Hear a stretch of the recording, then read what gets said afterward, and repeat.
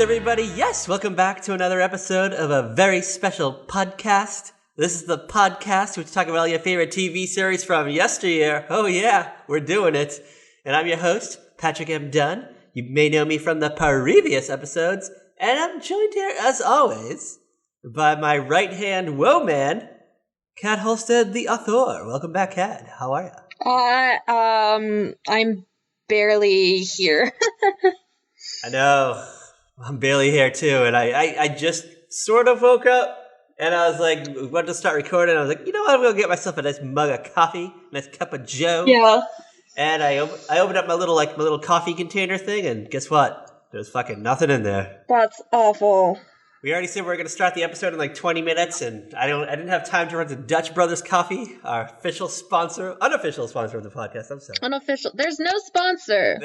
Patrick's going to get us in legal trouble, and I keep telling him he can't say this stuff. You can say, I hear unofficial sponsor on like a million podcasts. And I never hear like the people versus fucking My Favorite Murder. No, I don't hear that, so. Anyways. Dumbfounded. You had no response to that. Yeah, because I'm still, I'm exhausted. My eyes are all strained. And I gotta go stare at the computer screen for another 10 hours today. So if your eyes are all strained, do you even know what we're doing today? You're all acting like they're all dumbfounded. I mean, I vaguely remember what episode we're doing. What? Oh my god, you had one job. You had fucking one job, girl. And here you are. All right, we're doing our... I know what we're doing. I watched this episode like 3 times because I love this episode.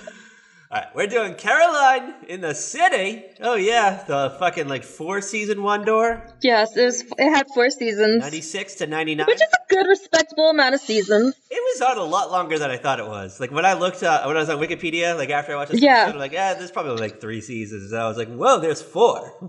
One whole more than I thought. There's like a hot 97 episodes. Like it just missed that syndication gold of 100. Yeah, they round up. You know, sometimes they round up. It's like that's enough. It's enough, girl. But it kind of, it ended on a cliffhanger. Ended on a fucking major cliffhanger. Major cliffhanger. We've talked about the cliffhanger before. Oh yeah, we've talked about this before all the time.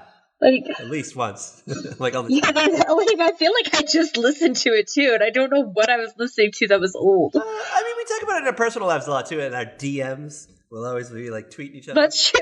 We have the weirdest DM conversations. I know. If anyone ever hacked into us and found our DMs and they publicized them, I don't know.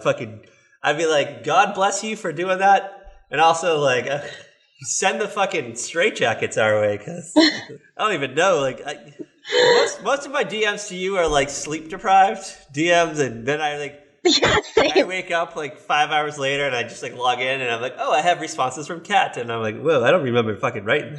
Yeah, or what did I yesterday? Yesterday I was just I needed somebody to tell this to because I was kind of having a moment. I'm looking at what I sent you yesterday. I'm like, what the fuck did happen yesterday?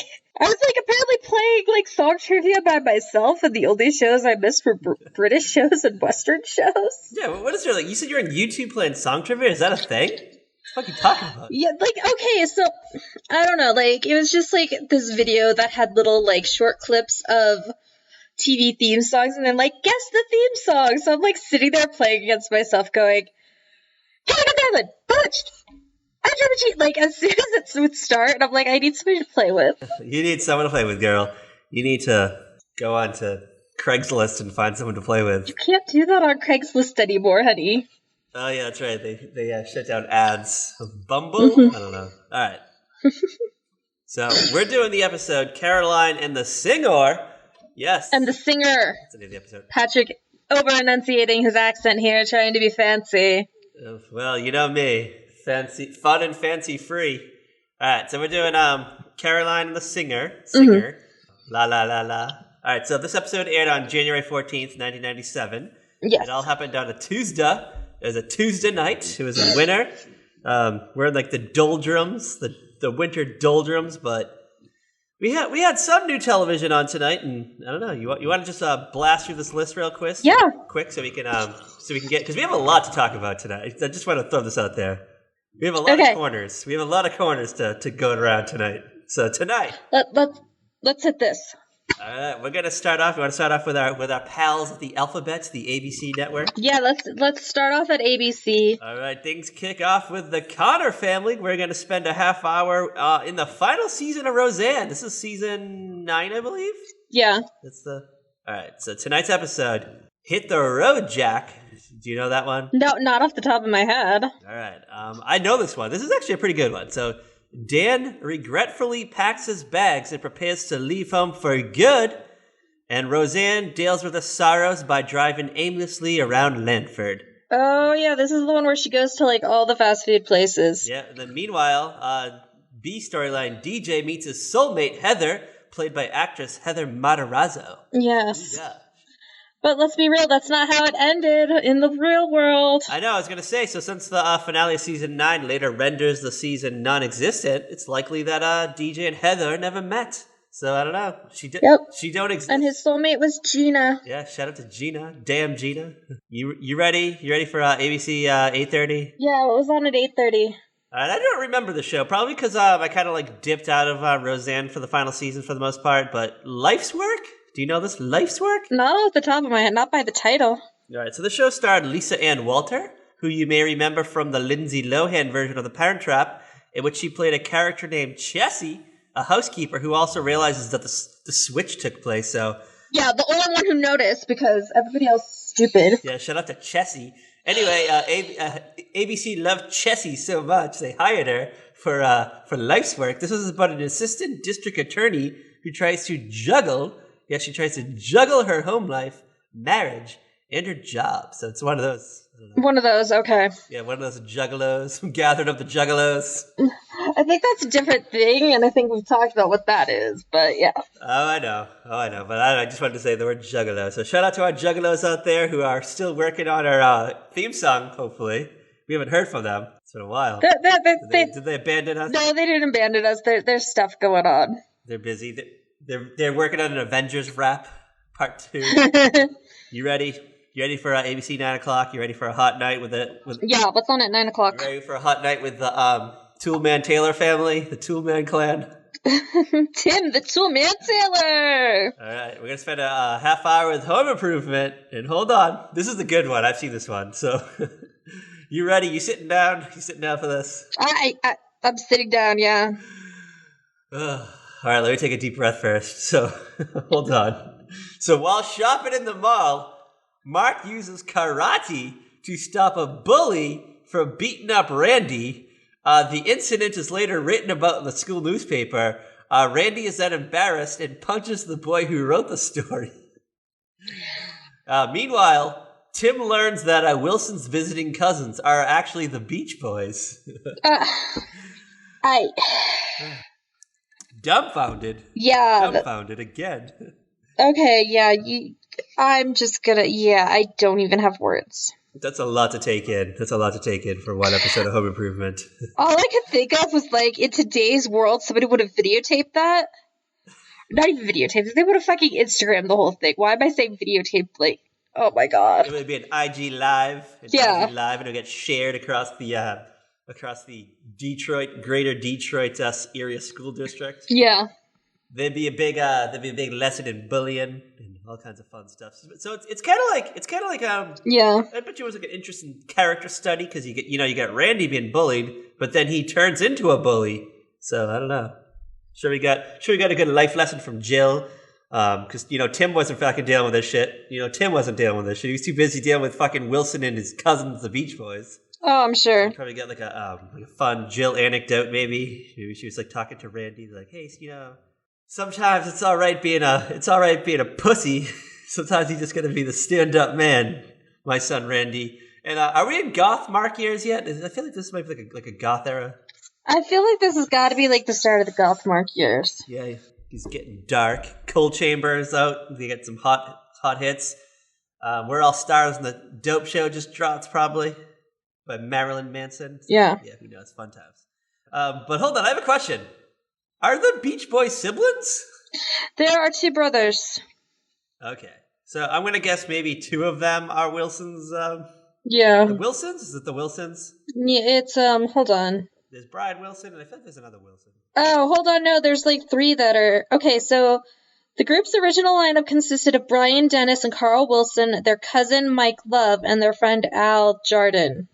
So, alright, it makes sense then. Okay. I was just like, that's weird. Like, And the current members are Brian Wilson, Mike Love, Al Jardin, and Bruce Johnston. and sometimes John Stamos on drums. Yeah. That was a good Beach Boy corner. Take me down to Kokomo. We'll get there fast and then we'll take it slow.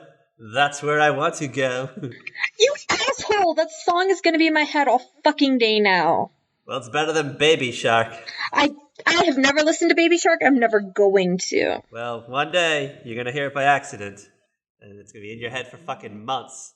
Nope. It's been in my head since like fucking last February. All right, you ready for ABC 9:30? You ready to Yeah, what's on 9:30? All right, we're gonna spend the night with Mike Flaherty at Spin City. Yeah. Okay. This was starred Michael J. Fox as Mike Flaherty.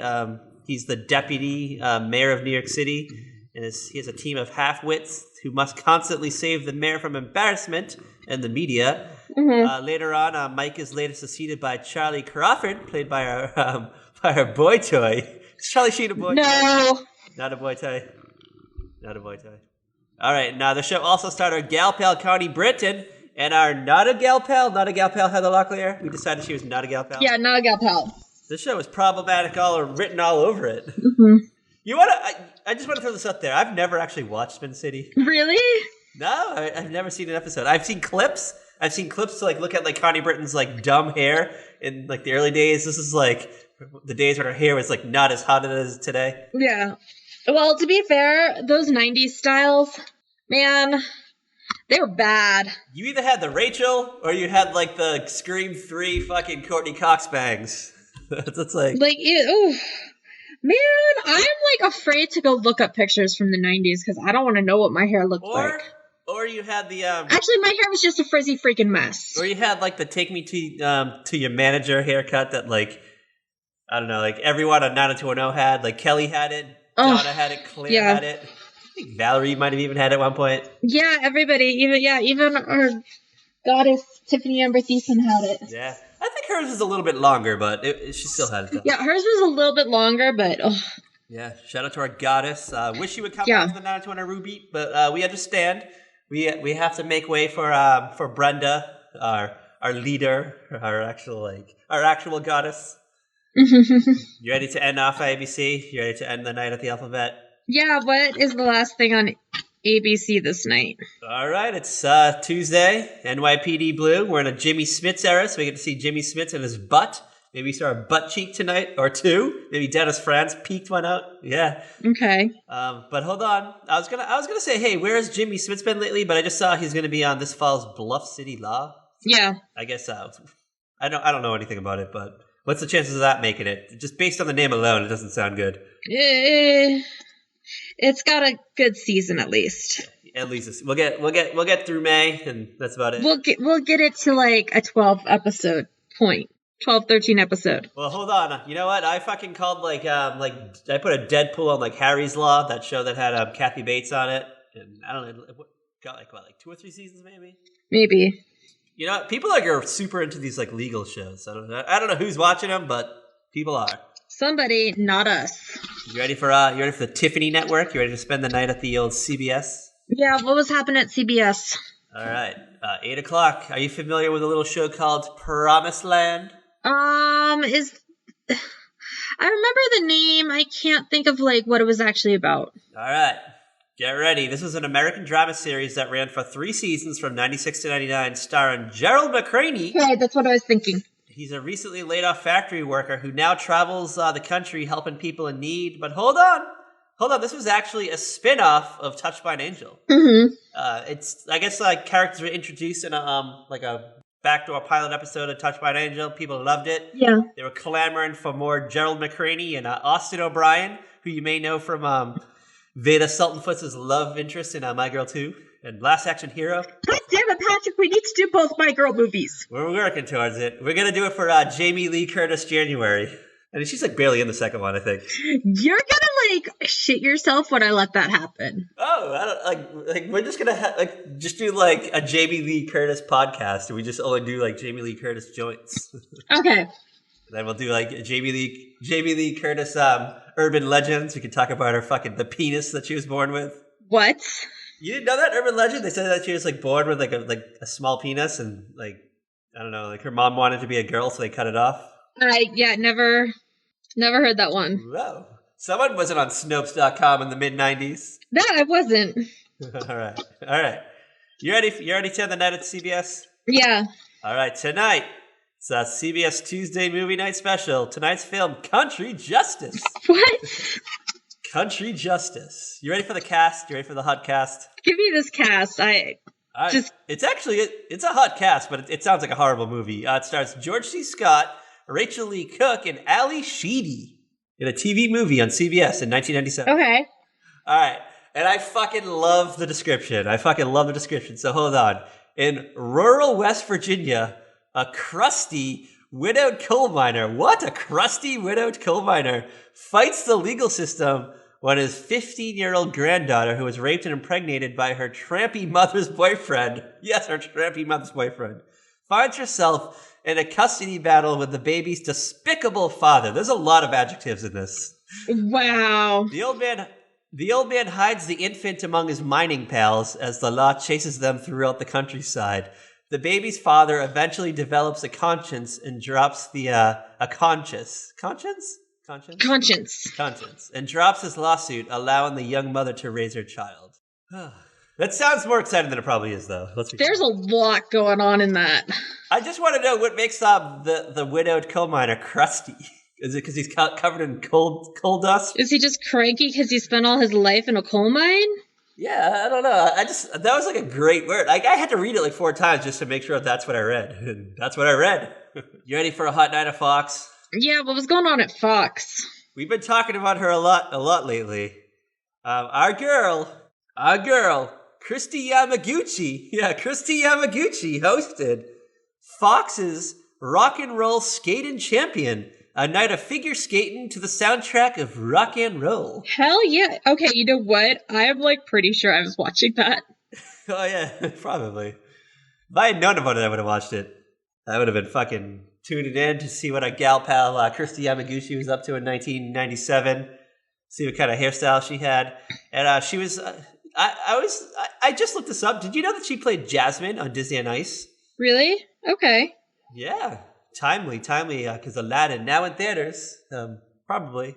Yeah, it'll still be in theaters by the time this is out. I was gonna say, I don't think it's come to video really quick these days. Yeah, but like if something's like a hit in the theaters, they don't take it to video that quick, like because it's still gonna be in theaters. You know what? It'll be on the iTunes menu. You can like pre-order it. That's probably you can pre-order Endgame. I think Captain Marvel just dropped on video or something. Yeah, I remember like I, Tonya came out in theaters, and then like 2 weeks later it was on fucking iTunes. I was like, well, that was quick.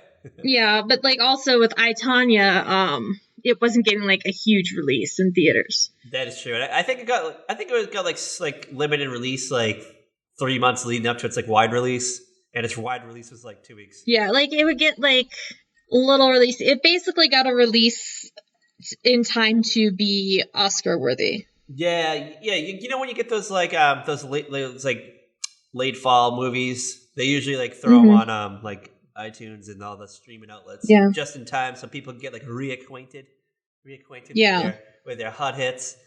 We got 2 more networks to go. You ready for Okay. You ready for NBC? You ready for Hot Night at NBC? Yeah. All right, tonight, Mad About You at 8 o'clock. Yeah, Mad About You. We just did this a few weeks ago. Yeah. Tonight's episode, Jamie's remark about Ryan's musical talent offends Fran. Paul obsesses about the hourly rate the Buckmans are paying their therapist. I don't think I know this one, but... Oh, okay, yeah. Like, Ryan is Fran and Mark's kid, and he's not very good at like whatever instrument he's playing. He's like playing something stupid like a recorder or a triangle or something. But Fran's like, oh, is it Hey Precious? And Jamie's like, eh... Oh, yeah. And then, like, Paul's like, why are we paying our therapist so much an hour? And it doesn't seem like we're getting, like, a full hour, you know? Just the neurotic. They're like at like 40 minutes, maybe 40 minutes. Yeah. All right. Followed by Mad About You, you got News Radio. Yeah, News Radio. Spend time with the gang. Phil Hartman, Jerry Grogan, Maura Tierney. Is Maura Tierney? No. Yeah. Maura Tierney. Yeah. Okay. I always mix her up with. This is where she was good and not annoying. All right, you ready for NBC 9 o'clock? Yeah. We're gonna spend the night with our boy toy Frasier. Oh yeah, Frasier. Shout out to him. Okay. All right, then 9:30, Caroline in the City. We'll get to you in a few minutes, girl. Then we got we're gonna end the night on Dateline. We're gonna end the night on Dateline. I actually have the subject of tonight's episode of Dateline. You ready for it? Yes. All right, tonight, The Families versus O.J. Simpson. Ooh, fuck yeah. This must have been like fresh off like the civil trial, maybe. Yeah, probably. Maybe we're gearing up for it. I don't remember when the civil trial was. Sounds probably around this time. Probably, yeah. The Furmans versus Simpson. They took everything he had. And he was forced to rob a Las Vegas hotel for his to get back his like signed football. I don't fucking know what he did. Something stupid like that, yeah. All right. We have UPN data. You ready for some UPN data? Yeah, what's on UPN? All right, things kick off with Moesha, which I've never seen. Okay. I've never actually seen an episode of the show. Actually, I've never seen it either. Actually, it's back-to-back Moesha. 2 episodes of Moesha tonight. And this was like... Yeah. For a while, Moesha was like their bread and butter. This was like their show. They fucking loved it. I think Moesha went about like every night, let's be real. Like, I think they would just like rerun it throughout the week. I feel like I almost never watched UPN, like, ever. There was, they had some select shows that I watched. Like, I definitely watched Veronica Mars. I watched Buffy when it was over there. Mm-hmm. There's a few other. I'm sure if I look at a long list. There was like a lot of sci-fi shows that I watched on UPN. I think there was See, that's why I wasn't watching UPN. It was sci-fi. Like, that was their thing, but none of their shows ever they would have shows that were actually like critically acclaimed, mm-hmm. but they would get canceled like right away because nobody was fucking watching them. Yeah. But hold on. I do know this show, the show that was on after Moesha, a little show called Homeboys in Outer Space. Oh my god, do you know Homeboys in Outer Space? No. Oh my god. This is not a real thing, Patrick. No, this is a fucking thing. This is fucking real. Fucking pinch me, because it's real. Alright, so this show takes place in the future. It takes place in the 23rd century. It revolves around 2 African-American astronauts, and they fly around the universe in a winged car nicknamed the Space Hoopty. And it looks like a lowrider and an 18-wheeler, but also looks like a spaceship too. And the show, it was piloted by a talking female computer named LaQuasia. You're pulling my fucking leg right now. There's no way this show existed. No, girl, this show... Oh my fucking god. This is real? This is a fucking real show, girl. It's a real show. I watched it a few times. It's notoriously bad, but it's a lot of people know it. It was a joke for a while. It was like a running gag for a long time, and I thought I was like the only one who remembered it. But is that Ron Johnson from A Different World? Oh my god! I don't know if it's Ron Johnson. John Lithgow was on this. I don't think as a main role, but he probably like guest starred in an episode. Apparently, according to Wikipedia, he was a main role. Oh shit! All right, well I don't fucking know. All right. You ready to end the night at UPN? You ready for the hot end? All right. This show actually started out on NBC. This was originally an NBC show. Oh, hold on. Clueless was also on UPN. I just want to throw that out there, too. The Clueless TV series. Yeah. All right. So this show started on NBC. It starred LL Cool J in the house. Okay. Man in the house? Yeah. Oh, in the house. I-N. In the house. In the house. Yeah. In the house, yeah. Sorry. So... this started like Fresh Prince of Bel-Air ended, and then like the next year they were like, we want to do like a new Fresh Prince. So they grabbed like LL Cool J, they threw him in like a weird Fresh Prince type scenario. I think he was like maybe like a football player or something, and he goes and lives with a rich family. I don't remember the premise, but I've definitely seen a few episodes here and there. Like I remember watching it when it was on NBC, and it had like Debbie Allen in it. Oh yeah, Debbie Allen. Yeah, I remember like being excited for this, and then it didn't it didn't pan out for me, and I don't know. All of a sudden, UPN picked it up, and I think it was on for like a decent amount of time. I think like. Oh, okay. He's a former professional football player who, because of a financial predicament, is forced to rent out most of the rooms in his house to a newly divorced single mom and her 2 kids. That's it. Okay, and it's Debbie Allen, right? Yeah. Yeah, they like reverse Fresh Prince of Bel-Air it. They're like, you know what? Let's have him be the rich guy, and then have a poor family move with him. Yeah. And shenanigans ensued.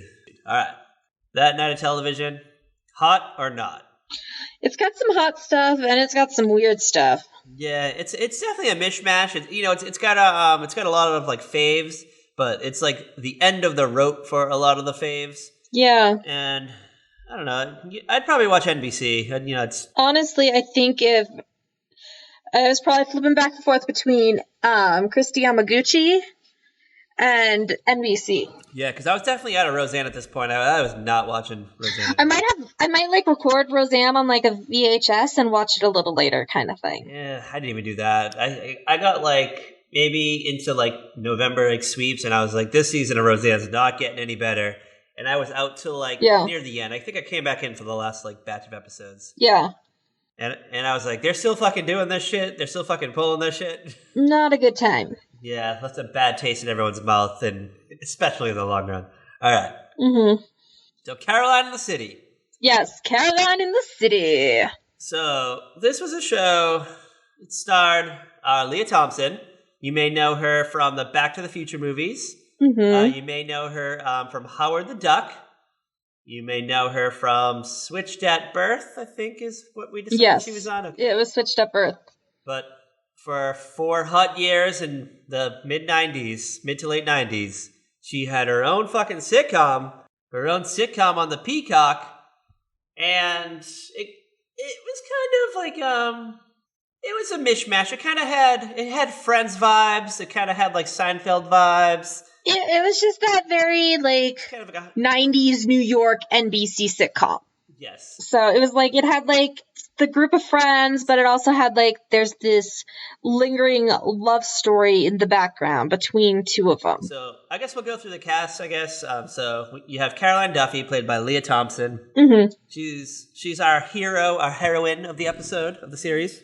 Yes. And she's a cartoonist. She's like a popular cartoonist. Yeah, she's a cartoonist. She has a daily comic strip in newspapers around the country. She's highly successful, even though she's so young. Yes. And it's like compared to other cartoonists. And her comic strip is called Caroline in the City, right? Yes, that's what her comic is called. And I think like her strip is loosely based on like the adventures that happened to her in the episode. So like she based her strips like around her experiences. I think was like initially how the show ran, but then it kind of like moved away from that, and then it was just like her love life. And yeah, so it's kind of supposed to be like it's that comic that's kind of based on like her wacky adventures in New York City, like trying to find love and whatever, but it's not 100% based in reality, like kind of thing. I always pictured Kathy, the comic strip Kathy. That's like what I pictured. Yeah. But that's like the closest like example we could probably get to what it's supposed to be. And the show uses like weird little like animated like interludes like in between scenes and stuff. So you kind of see little like yeah, they did that for the first season, but then they like really kind of stopped it for the most part later on. Like they used to be like longer actual like little animations, but then they cut them down because they changed the theme song for season 2 because they wanted to be more masculine. Yeah, so I remember I used to like enjoy those little like animated breaks, and then when we were watching this episode, mm-hmm. I was like, wow, these are bad. I was like, it's not as cool as I thought they were. Yeah, like I caught like I was watching some like Caroline in the City clips from like the first season. I was like, ooh, this is bad. It has that like what was that like that Dr. Katz professional therapist vibe to it, kind of. You know, that old like Comedy Central show, like real like shaky, glitchy animation. Yeah, it's so mid-90s. It looks like it was like Microsoft Paint animated. I don't know. Like they somehow like found a way to animate it through Microsoft Paint. Yeah. They found like a I don't know. They must have been like maybe like an artistic 12-year-old that like worked on the set. like the pet, like a child of like one of the person who works in the set. They're like, can you just draw something real quick? And let's be real, it was actually probably somebody who's like decent. Yeah. The theme song's really corny too. I just like I forgot how like I remember thinking like it was like so cool and like the animated style of it, and I was just like, wow, this is really bad. Mm-hmm. This didn't age well. Well, I like the first season theme song. I don't think I quite remember it. We did a season 3 episode. Is that what we did? We did a season 2 episode. Oh, season 2. Okay. Wow. Really? Where the theme song changed to a more like. Because the first one was a little more jazzy, a little slower, and this one was definitely like da da da. It had that more like aggressive kind of like dun, dun, kind of thing going. Yeah, well, I guess they didn't want it to be like viewed as like a chick show, maybe. They didn't. I saw a whole like talk about this with the composer of the theme song. They wanted to. I actually did research, so ha on you. They're definitely so. The episode that we did, it definitely has more of like a friend group vibe to it. Compared to like earlier episodes, I guess. Like it doesn't just focus on Caroline's story. We kind of like dip in with other people's lives. So like, okay, this show takes place in New York. Caroline is a cartoonist who works at home. She has a colorist who does all the coloring for her comic, played by Richard, who is like this depressed, struggling artist. And who is totally in love with Caroline. Yes, so this is weird. This is fucking weird. So it's been a long fucking time since I've watched this show. And I think when I was younger, when I was like far much younger, mm-hmm. I bought that. Like I bought they had a budding relationship. And then when I was watching this, like this episode that we watched, I was like, hold on a second. I was like, is Richard gay? Like I was like, I'm getting like gay vibes from Richard. And so I just like double checked. I was like, maybe, but I'm like, maybe he had like a string of episodes where he might be sexually confused. And then I looked up, the actor actually like came out of the closet in the late 90s. So I was like, okay. I was like, okay. Because the actor was my gaydar was like going off the charts with this guy. And I was like, I don't buy this fucking relationship of Richard and Caroline whatsoever. Like, I remember like back in the day, I was like, yes, Richard and Caroline. And I'm not so sure I would feel that way today. No. Like, if I were to sit down. Like, I haven't sat down and done, like, a whole rewatch. So, but, like, I'm not sure I would have that whole, like, yes, Richard and Caroline, like I had back then. So, do they ever actually get together? They do. Okay, so, like, here's the thing. In the first season, Caroline had been dating Dell, who worked at the, company that did all her like merchandise, all the products. They had licensed the Caroline in the City comic strip to do greeting cards, coffee mugs, stationery, all the stuff you can get with like a cartoon on it. And she and Dell were together. They had broken up at the start of the series, but they got back together in that like first episode, and they dated throughout that first season and got engaged. While Richard is like falling for Caroline and pining for her. And at the end of that season, Richard writes a letter to Caroline saying, "I love you. I want to be with you. I want to wipe away your tears," and yada yada yada. And he leaves it for her, and it says, if you have these feelings for me, meet me at Remo's, where it's like the restaurant they go to like almost all the time, and we can be together. And he's at Remo's waiting for her. Caroline shows up, but she's with Dell, and she never got the letter. And then Richard runs off to France. Because, okay, he's broke. How does he have money to run off to France? It's NBC 1997 New Yorker verse. People can find money. Maybe he's turning tricks. Maybe he's. Can I run off to Paris? I don't know. I mean, maybe. I have no money. I can't run off to Paris. I don't know. Maybe he had like enough money in his savings account to buy a plane ticket. Then he just figured out when he got there. Yeah.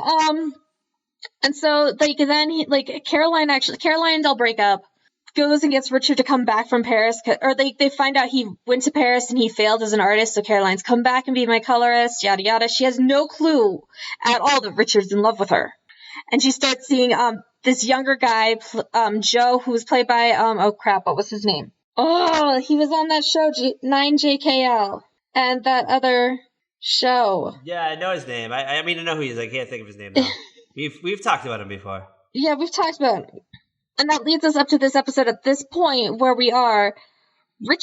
Annie, who is Caroline's best friend, has found Richard's letter and is giving him like a lot of crap. Is like making him like they have a weird like rivalry in a way for Caroline's attention. Yeah, so Annie's like blackmailing Richard. Like, so she asks him to do something. If he says no, and then she's like, "Well, I'm going to show the letter to Caroline." And she starts like reciting lines from the letter. So she'll be like, "I have feelings for you, strong feel," and he's like, "Grrr." So it's like, fine, I'll take your mom to electoral. You know, she like makes him do stuff. It's just like, because Richard doesn't want Caroline to know, and Caroline's been dating other guys. She was dating this guy Joe, who was younger. And looking back now, I'm like, he's like 4 years younger. That's no big deal, Caroline. Yeah. So all right, age corner. They make a reference in this episode that Caroline's going to be turning 31 this year, and I was like, no, girl, there's no way you're turning 31. So like, I looked up Lea Thompson's age. She would have been like, I think like 36 at the time. I don't know. I was like, that was a big fucking push to make us believe that she was going to be like 31. I don't know. I just want to throw that out there. I think it was the haircut though. I think it was the haircut. The haircut. That was not a good haircut for her.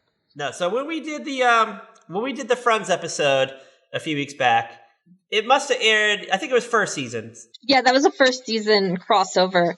Unfortunately, we couldn't find that episode of Caroline in the City. Yeah, so Caroline had longer hair in that episode of Friends.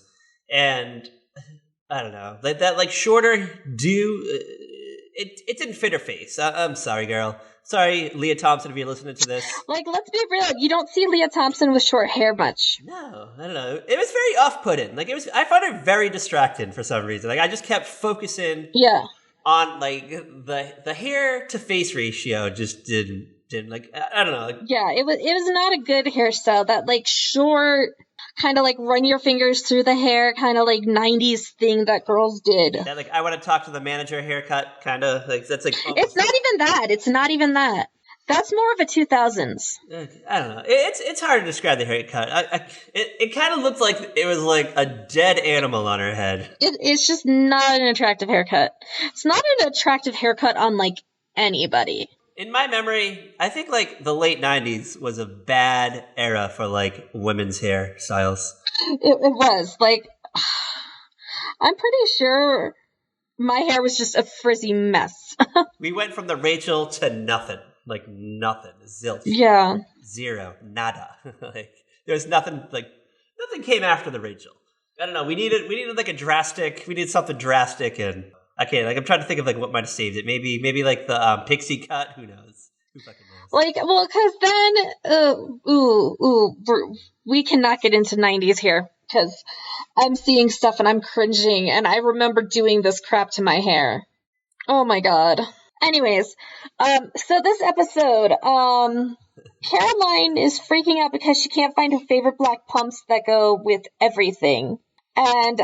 she's trying to find them in her house, and Annie's mother is sleeping on the couch, snoring. Richard comes in, and Richard's all like, "Oh, I'm not ready for today." He's basically a perpetual Garfield on a Monday. Like, every day is Monday to Richard if you were Garfield the cat. It's like Garfield the cat died, was reincarnated as a human being, and is living in New York City, and is like a mid to late 30s. Cartoonist, colorist, or whatever he is. Colorist. He's not even cartoon. He just colors in the pictures. And he just wants to get laid That's like all he really wants. And I feel like he should have focused his energy elsewhere, maybe. Maybe he should have just done a couple, like, just a quick, like, satisfy sex romps throughout the city. And some hookups? Yeah, hookups. That's the word I'm looking for. Like, you mean a hookup? Yeah. Patrick, has it been a while, my dear? I just, like, it's wildly unhealthy, I think, for Richard just to kind of focus on one person who's not, like, returning the love to him. She has, like, zero intentions, like, zero intentions at this point in time of, like, returning the love to him. And she'll say things like, "Richard, I need you. And he's like, really? And then she'll be like, to take the trash outside or something like she'll just keep saying these like weird little like one-liners, and he chimes up for a second. Yeah. You know he was there every day. Yeah. I don't know what the typical like colorist cartoonist relationship is like amongst other colorists and cartoonists in the world, but he was over there, or he's finding excuses to go over there every day. He's like, oh, I ran out of juice, I ran out of fabric softener. Well, yeah. Yeah, did I leave my colored pencils here? I have no food in my house because you barely pay me, Caroline. No, Rich, you did not leave your colored pencils here. So, like, Caroline's freaking out about these shoes because she feels like she needs them for a business meeting. Yeah, they're like this. They're supposed to be like these like hot pumps, right? These like hot black pumps. Yeah, they're like the perfect shoes that don't like make your feet look weird. They don't have any buttons or beads or bows. They're just like plain basic black high heels. And they've got like the perfect heel size. They're not like a stiletto.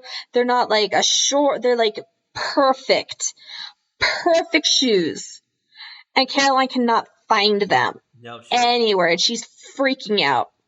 So she kind of like goes to her apartment. She goes through like Annie's apartment, and she begins to suspect that she's left them at Joe's house, who she had just recently broken up with. Yeah, she's recently broken up with Joe. Partially, like, she was never comfortable with their age difference, which in reality is like nothing if the characters' ages are like correct. Like, it's a stupid age difference that's meaningless, really.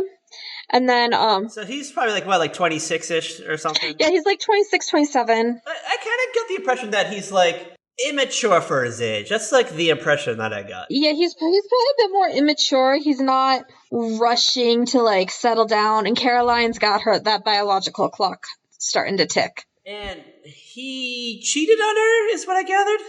Oh, yeah, I guess they hadn't had a talk that he felt was sufficient, declaring that they were just with each other. Like a monogamous relationship? Yeah, and so he had a night with an ex-girlfriend, and Caroline was like, nope, we're done. Yeah, and he like, it definitely was, like, he was not done with Caroline. Caroline was done with him. No. But not really. Like, she could have very easily backslidden. Yeah. But I think the problem is, though, is like she now believes that she left her hot pumps at Joe's apartment. Yeah. And she knows if she calls him, that it's going to kind of like be, this is going to be the bridge that repairs their damaged relationship. And she wants to avoid that because, I don't know, I guess he's hot. Like, he's a hot dude. He's a hot 26-year-old. He probably has a big penis. He probably has like a good like sex trip, like a good sex trick. Mm-hmm. Like, he's got a good move. He does a swirl. I looked up the actor who plays Joe. It's Mark Furstein. Yes. Okay. Yes. Okay. So yeah. So Mark Furstein's like a young hot dude. He's, I guess, like he's all like looks, but no charm. I guess. Like, I guess that's his appeal. However, Caroline has like a weakness for him. Like, there's a part of her. She knows that if she like sees him or talks to him, that she's gonna fall into his traps. She's gonna forgive him, and she'll accidentally find herself back in his saddle again, to quote Aerosmith. Yeah. So she's trying to avoid that. She's slowly beginning to like formulate a plan in her mind that maybe she can like break in there while he's not home. Mm-hmm. Well, okay. So, Annie's mother. Okay, so hold on. We got to back it up a little. Yeah, we kind of like bounce it around, but it's okay. So we have like, okay, so Annie's mother is sleeping at Caroline's because Annie's sister is staying with Annie and the mom wants to be close instead of like coming in from like Brooklyn or whatever, or Queens or whatever it is, whichever borough, I forget.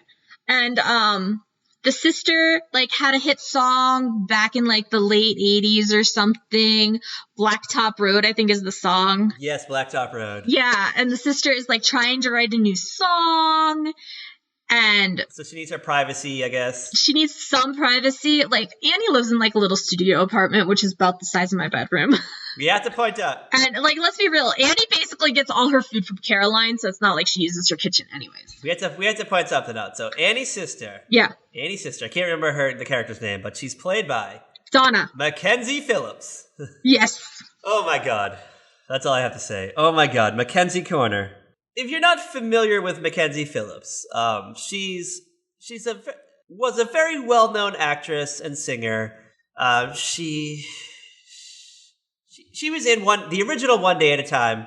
She played Julie Cooper Horvath, I think was her name. She was like a rebellious but loving teenager. She even appears, I think, in 1 or 2 episodes of the revival One Day at a Time. Yeah, she appears in a few episodes of the revival as the group therapy leader for a women's PTSD group that Penelope is a member of.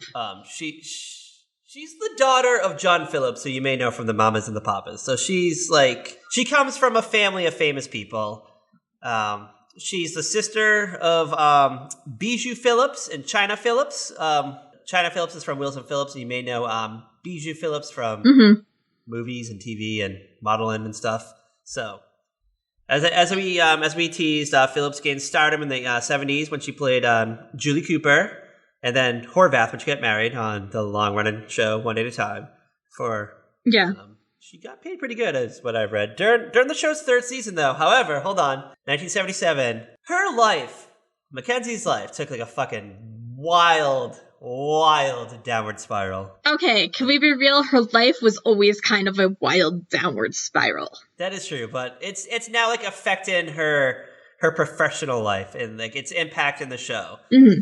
She's like wildly abusing drugs and alcohol. She begins like showing up to the set of One Day at a Time like late, even like drunk or high to rehearsals, and they even had to like shut down production for like a couple of weeks to like convince her to like, you know, go to rehab and stuff. And they finally fired her in 1980. Yeah. And she's like multiple like near fatal overdoses, like in between, like her being like off the show. And then at one point she comes back. So they let her back onto the show. Yeah. They gave her a second chance and she just blew it. Again. She blows it again. All right. Yeah. I guess she like overdosed like on the set of the show. Yeah. While they were like filming the show. She like collapsed on the set. And like they like were like, all right, you need to take a drug test, because I think she was like trying to say like, oh, I'm exhausted. You know, like people are like, oh, I'm exhausted. It's exhaustion. It's not the heroin coursing through my veins. Yeah. So she refused to take a drug test. They fired her again permanently, and they like just like wrote the character out of the show and like never mentioned her again. No, like she got mentioned, but intermittently. It was like, yeah, it was like, oh, you know, oh hey, my divorce from Julie came through. Now that she abandoned me and our daughter. Yeah. So the actress like continued to struggle, like even like into the 90s. In 1992, she entered drug rehab again. She was even on like, was she on celebrity rehab? I feel like she was at one point in time. Probably, yeah. All right. So hold on. So the wildest thing is her relationship with her father. Do you know the story? Oh yes. Yes, I do. All right. So in September 2009, Mackenzie Phillips, she published her memoir, High on Arrival. And right after the release of the book, she was on Oprah. And she went on for like one of those, like, you know, those like full hour like interviews? Yeah, full hour. This is who we're talking to today. Yes. She told Oprah that she first tried cocaine when she was 11 years old. And that she had done drugs with her father. Mm-hmm. And they used to like do coke and other drugs together. And then during the interview, Phillips read excerpts from her book. She said at the age of 19, on the night before her first wedding in 1979, she woke up that night from a blackout to find herself having sex with her father. That when she confronted her father months later about it, she asked him, like, you know, why did you rape me? And then he replied, I didn't rape you. We made love. Like, this was like consensual sex. Yeah. So, oh my God, that's so wrong on so many levels. Like and I guess she like remembered it, and so like they had like a sexual relationship for some time. I don't know like how long, but for like a long time. Yes, at one point she became pregnant by her dad, and they had to she had to get an abortion. Oh my God, there was no way they were gonna let this child like come into existence. So. Oh my God. John Phillips' wife at the time, Mackenzie, claimed the incest began. Like she tried to like say this was all untrue, this wasn't real, like this didn't happen. But Mackenzie's sister, like China Phillips, like, and I think Bijou might have even like confirmed that this happened. Michelle Phillips, you mean? That's a lot to take in. So yeah, like they were like, our dad was inappropriate. Yeah, like stuff was going on. So we kind of had like the downward spiral of Mackenzie Phillips, and she kind of had like a mini revival in the mid to late 90s. So I think this is like part of that. Yeah, like that whole thing, it just gets like messier and messier every time I read more about it. Yeah, so they were like, she was kind of like whirling back into the public eye, and like, she joined the Mamas and the Papas, I think, at one point. I don't know when. Yeah, this is like when she's like that. This is definitely part of that like comeback. So the stop of her comeback tour was this hot episode of Caroline in the City. She plays Annie's sister, who comes back. She's trying to like, make a new hit, and she's struggling. She's fucking struggling. She's in Annie's apartment, like awful lyrics, like just awful lyrics. Like we see her process. She just cannot get this together. Yeah. So Annie's back and forth. Annie's going from her apartment back to Caroline's going back and forth between the two apartments, and she keeps interrupting Donna and Annie's little powwow session because she's trying to find the shoes. She's trying to find her pumps. And there's a sense of frustration, I guess, between the three of them, because she keeps coming back in, and like Donna's just like, you need to leave me alone. You need to let me chill. I'm trying to like work on a song, and like Caroline hears like little like snippets of it, and she's like, that ain't good. Like you need to like rework this. Yeah, it's just like lyrics can be hard. I'm a writer. I know that finding the right words at times are hard, and she feels this extra pressure because she feels like she needs to come up with a song that is going to do well on the radio so that she can have another hit song. Yeah, so I guess she's playing like a big show somewhere in New York City like this weekend. So she got invited to some club. Mm-hmm. She's got to play Blacktop Road, her big hit, but she doesn't want to just play one song. She needs a follow-up, so she's like trying to this is where she's going to premiere that song. I mean, I feel like she probably has other songs from that album she did in the first place, but she's got to play something maybe new, so it's not like, hey, I haven't been doing anything for the last decade. Yeah, but you know what? You know how fickle audiences could be. They only want to hear the hits. Am I right, girl? Am I right? I mean, It's like when you go see Paul McCartney, you just want to hear him sing Beatles songs, and he's like does like 8 songs from his last album, and you're like, I don't want to fucking hear this shit. You're like, I just want to hear Beatles and Wings. I mean, it's like if you go see Cher and she's not singing like Gypsies, Tramps, and Thieves, you're like, what was the point? Yeah, she's like, I'm gonna try something new. Who's ready for my new stuff? Not me, girl. Not me. Yeah. Nobody. Annie then, I guess, builds up the courage. She's gonna go to. I don't know. Someone got like word that Joe is like not home or something. I don't know. Well, okay, no. So like, Annie wakes her mother up like by saying, because she's been snoring the whole time, by saying, "Oh yeah, we're just gonna order takeout tonight." And the mom's like, "No, I'm gonna cook." And then Annie and Caroline decide they're gonna go buy new shoes. Annie remembers she was supposed to take her mom to electrolysis, so she uses the letter to blackmail Richard to take the mom to electrolysis for her. And then while they're all gone, Donna finds the letter in Annie's apartment. So when they like get back from shoe shopping and they have found like nothing, but they come home with bags of shoes. I want to point that out. But they're not the pumps. They're not the pumps. They're not like basic black amazing pumps. They come back and Richard's trying to figure out what the electrolysis meant by the hair between his eyebrows. And Annie and Richard go out into the hall to talk, and while like they're doing that, they hear Donna playing the song. She's playing the piano part that she's been playing, and then they hear, "I have feelings, strong feelings, meet me at and they freak out and they rush in, and they're like arguing with Donna about whether or not she can use this, and she's like, "Well, if I can't, will you write me something, Richard? Because you're a songwriter." And of course that kind of gets to Richard because he thinks of himself as this grand artiste, buku dollars on an education, and he's just floundering away as a colorist. So Donna found Richard's letter to Caroline, and she immortalized it in the song. But meanwhile, Caroline's at Joe's house. She like breaks in. I don't know. Does she have a key or something? I can't remember. Okay, so like the mom, like, well, Annie and Richard are dealing with Donna. Caroline's like still at her house trying to find the shoes.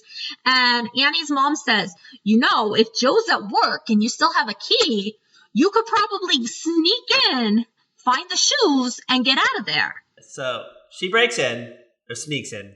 I mean, it's still breaking and entering, let's be real. Yeah. So she breaks in, and she's like looking for the shoes, and Joe comes home, but at the same time, Annie's calling Caroline at Joe's house, and she like leaves like an answer machine message. Yeah, so she leaves a message like, Caroline, it's whatever the mom's, Angie. It's Angie. Did you find the shoes? And Caroline's like, why are you leaving a message? He's going to know I was here.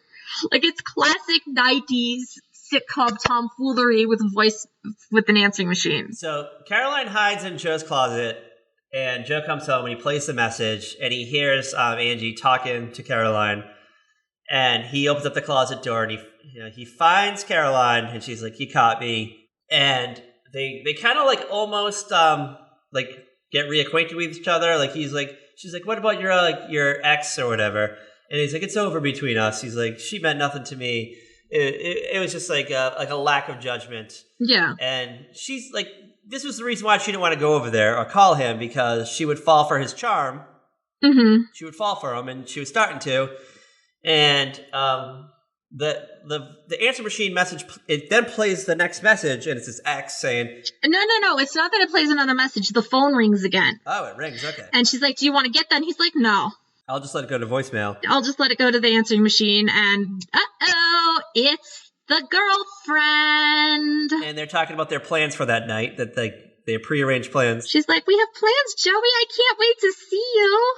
And he's like, Caroline, I'll break up with her. Caroline's like, we're done. No pumps. She doesn't find the pumps.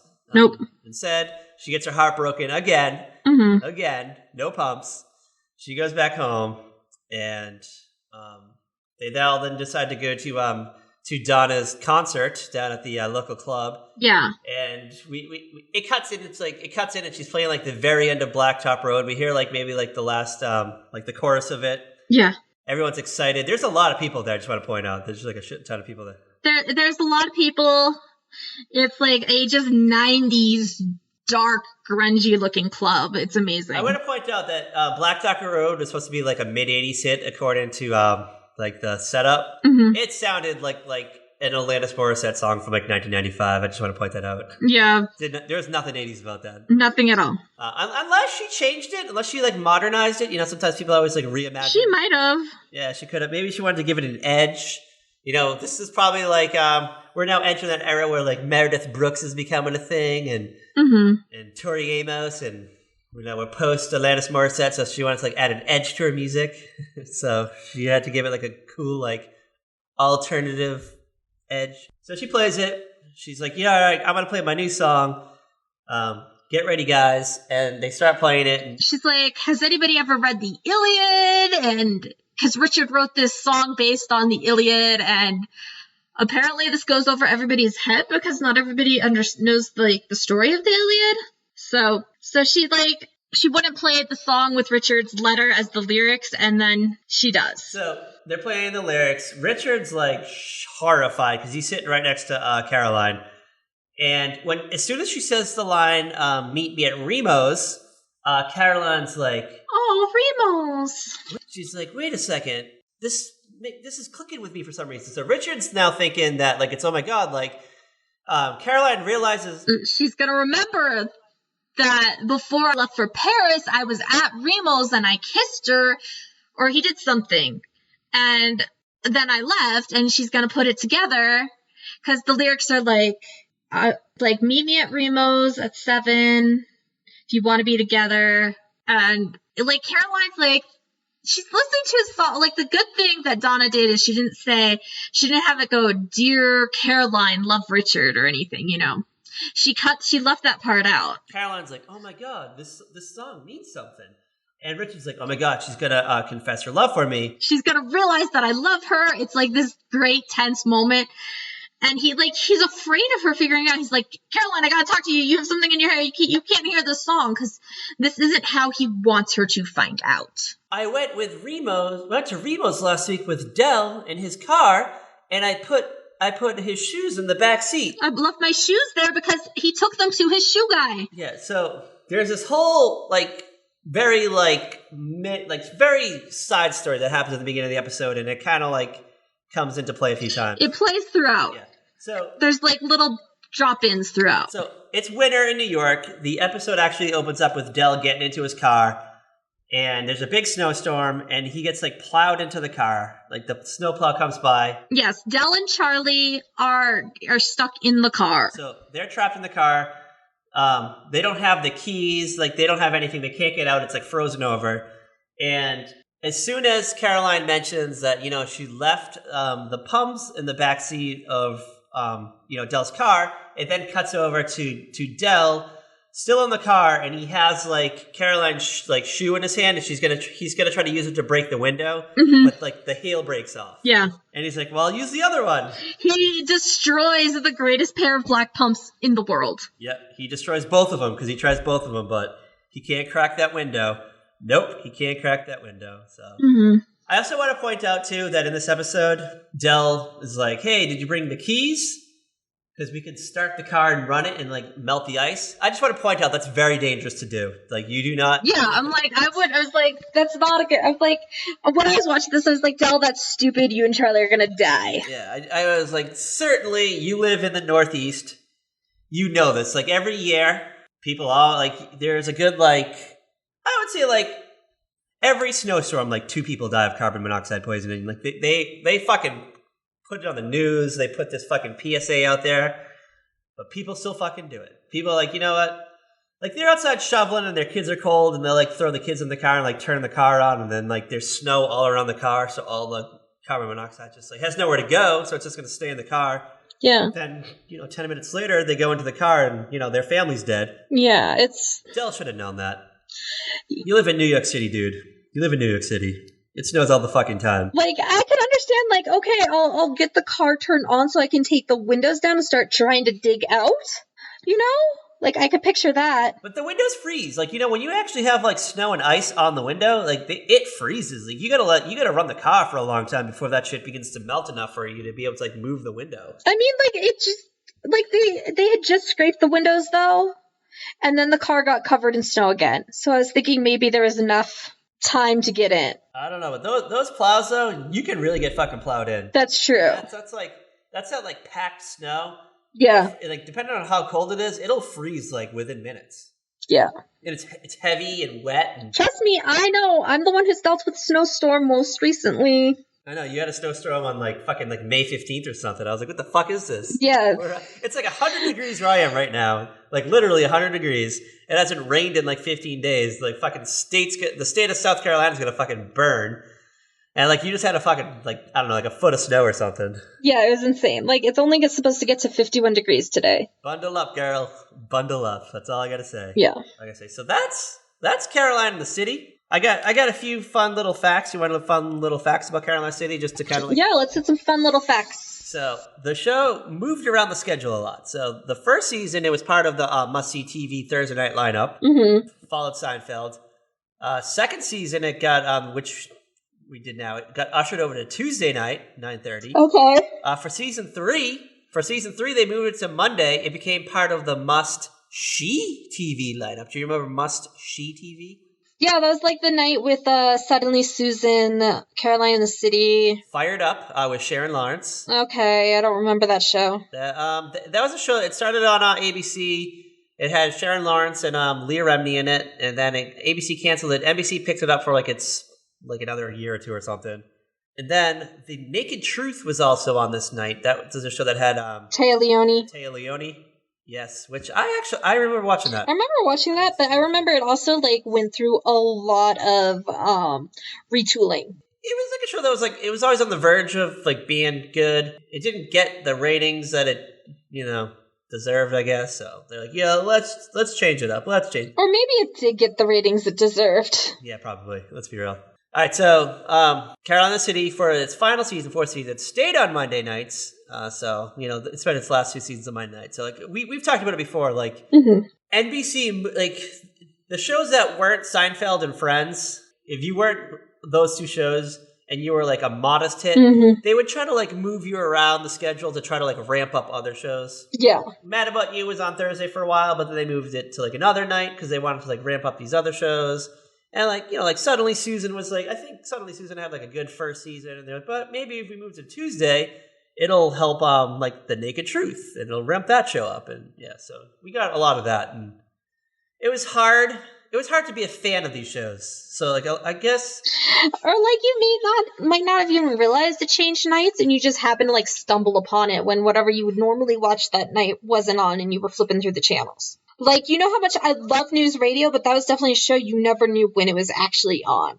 That was a show you stumbled upon. Unless you watched NBC all the time, or had TV Guide, you would never fucking know a lot of these shows are on. Yeah. They would even in the same season they would move, or they would even like move time. So sometimes they would go from like it'd start the season off at like 8, but then 6 months later it was on at fucking 9:30. If you had other shows that you watched, like there were other things that you watched on different networks and stuff, you had to make sacrifices. This was not an era of like DVRs, or you could catch the Hulu fucking repeat later on, and things didn't really rerun a lot. And because this is also a time where, yeah, sure, VCRs existed, but can we be real? There's only like a handful of people who could properly program a VCR. It was very cumbersome to do. It wasn't like an easy thing to do. Every VCR was different. To program them, you needed like a fucking master's degree to fucking learn how to program a VCR. And like, as one of the few people, like, I was the only person in my house who could figure out how to program a VCR. There were still some that I could not program because, like, the way it was set up, somehow, like, I don't know how it was, like, some of them you had to have the TV on, you had to have it on a specific channel to record, so it was, like, pointless. Yeah, because I remember we had 2 VCRs in my house. I could only get it to program on one of them. The second one I couldn't do. And if I was ever like, if I had like something to do that night, if I was out or away or something, I'd ask my mom to like, oh, can you tape this for me? And she couldn't like figure out how to do it. I'm like, all right. I'm like, at 8 o'clock, just put on channel 7, and the tape's already in there. Just hit record. Yeah. I'd come home and be like, oh, did you record? She's like, I couldn't figure out how to do it. Like I fucking gave you like handwritten instructions. Yeah, I know, right? Like, I mean, I had a VCR in my bedroom. But, like, because I remember, like, when my family went on vacation to Colorado that summer, the summer of, like, 97, I set the VCR in my room to record Sunset Beach every day. And I had set another VCR to record GH every day, but, like, my dad took the tape out. It did nothing. And then my mom's like, well, why didn't you record General Hospital? I was like, I tried. So, on my VCR... It would only it would only record whatever, like it would record with the cable box off. Yeah. But it couldn't change the channel. So yeah. I would have to leave it on the channel that I wanted to watch. And then I remember one time like my brother had gone into a room and like changed the channel to like watch a movie, and it just recorded like whatever channel he put on. Like cuz like the VCR would come on and hit record at like a certain time because it was like told to. But I couldn't like pick the channel. I had to just leave the TV on that. So if someone changed a channel, then I was like fucked. Like so that would happen to me all the time. The one in my room, I could program it to record a specific channel, but I couldn't do that with the one in the living room. And like you couldn't do both at the same time. Like you could only do one. It wasn't like a DVR where you could watch NBC and you could record ABC at the same time. Exactly. Like kids today do not realize how lucky they freaking are. And if you wanted to save the tapes, like tapes were expensive. Like I would have to buy like tapes like all the fucking time. Oh, save! Like I still have a freaking huge. I've shown you pictures of this. I still have a huge bin of tapes in my storage unit of stuff from like the 90s and 2000s. Yeah, because there were like things I would like just like I would record to like keep. Like I would always record The Simpsons because I loved to record The Simpsons. I would always record Married Children so I could rewatch them. But like some things I would just like use the same tape and just like record over it. Yeah, you can buy like a 3-pack of tapes. Like I remember like all the like my mom would go to like the grocery store and be like, "Can you buy more tapes?" She's like, I just bought you some last week. I'm like, I need more because I was just going through fucking tapes. And I need more video cassettes. And then did you I would never label the tapes properly, so I can sometimes I would never know what was on them. Patrick, I don't want to talk about that. Okay, so if there was a tape that has stuff I wanted to keep, I would label it. I remember I have a VHS of couple of episodes of Sunset Beach from that special week they did, where they focused on one person each day. Oh, the recap week. Yeah, I think I have an Olivia episode or maybe a Meg episode. And then I have on the same tape, I have a random episode of 90210 where Valerie made Kelly think Dylan was back in town. I don't remember why I wanted to keep that, but it's for keeps. And there's an episode of Caroline in the City on it. That's awesome. It's probably the season finale that year. And then Jody and Chachi's wedding when it aired on Nick at Night for the first time. Oh, you needed it? Yeah, I was I need to have Jody and Chachi's wedding. Because they never, if you think about when you're watching Happy Days in syndication, they very rarely the later years get to those later years. They'll hit a point where they stop. Before Richie leaves, and they go back to the start. Remember when Nick at Night got Happy Days? Yes. Oh my God, it was amazing. I think it was from that week. It was they did the Happy Days marathon, and oh my God. I remember it was a huge deal. It was, so I think whenever Nick at Night would get a new show, that would be on every night for 5-hour blocks. Yes, they would do marathons for a week, and it was amazing. So I can't remember. It must have been mid-90s around this time. They got Happy Days. It was probably 1997. Yeah. Yeah, and I just remember you were getting tired of because they just kept playing the same shit over and over again, and then you were oh shit, something new's coming to Nick at Night, and it was Happy Days. And that was it was in syndication, but it was it was on when I was at school. It would always be on at 10 or 11 in the morning, so I'd never get to see it. Yeah, so I remember Happy Days would be syndicated during the day during the school year, so we would miss it. And then when I was where I lived, WPIX would move it in the summer to a 5 o'clock block. And it was on too late in the day or something. Yeah. I don't know, but if I was ever home from school, I would never think to watch it. So it's just this thing I just never watched. And then I remember I just wanted to see it for the longest time, because that's what it was. It was you couldn't go to the store and buy the box set season 1 of Happy Days. You had to wait. Yeah, you couldn't go on Hulu and just stream it. You couldn't do what we do now. We had to wait for it to show up on Nick at Night. Oh God, it was just I just want to watch Happy Days, and I couldn't watch Happy Days. That was the struggle. The struggle was real, man. All right, what are we doing next week? We're going to end our must-see TV theme month. Oh my gosh. What are we doing? If I remember correctly, we are going back to a show, aren't we? We're going back to a show we've done before. So I guess our scheme was that we wanted to bookend it with, because we did Friends, a few weeks back, and then so we wanted to we start off with Wings, which was the lesser known ish type show. Then we did Friends, which is widely known. Yeah. Then we hopped into Caroline in the City, which is not too widely known. And now we want to end it off with a mega hit. So we're staying in New York City, as you know. Yes. And we're gonna do Seinfeld again for a second time. Yes. And I don't know. I'm excited about it. We did the parking garage the last time. Yes. It felt years ago. I don't even know when the fuck we did it. It's a long time ago. We did that it was a while ago, yeah. It even took us a while to get to Seinfeld. Yes. We want to go back. There's so many. So, I don't know. I think we narrowed down to a few episodes that I think we're going to do. Yeah, we've got some ideas, so. So, I don't know. We'll talk it out. We'll wrap it out. We'll have a rap line later on. We'll figure it out. And we'll end the month. And then, I don't know. We're working on our summer theme. So, I don't know. We might have something else coming your way. You'll just have to wait and see. You'll just have to wait and see. But where can you follow us, Kat Halstead, the author? Where can you follow our wild, sexy, dirty, crusty adventures? You can follow us on Twitter at Very Podcast. You can find us on Facebook, Instagram, Tumblr at A Very Special Podcast. Yes. You can find us on YouTube. You can find us at averyspecialpodcast.com and saltyrockmedia.com. And I hear there's this thing called Podcoin. Could you explain that, Patrick? Yes, Podcoin. So what is Podcoin? It's a hot new app that you can download from your favorite app store or just the app store. Just look for the Podcoin app. And it literally pays you, yes, it pays you to listen to podcasts. So you basically just listen to us or other podcasts, and you can redeem the Podcoin points for hot items like Amazon gift cards or Starbucks card, or you can even donate to charity. So go to the App Store right now, download the Podcoin app, and we'll give you 300 Podcoins right off the bat if you use code very special. So earn those points, girl.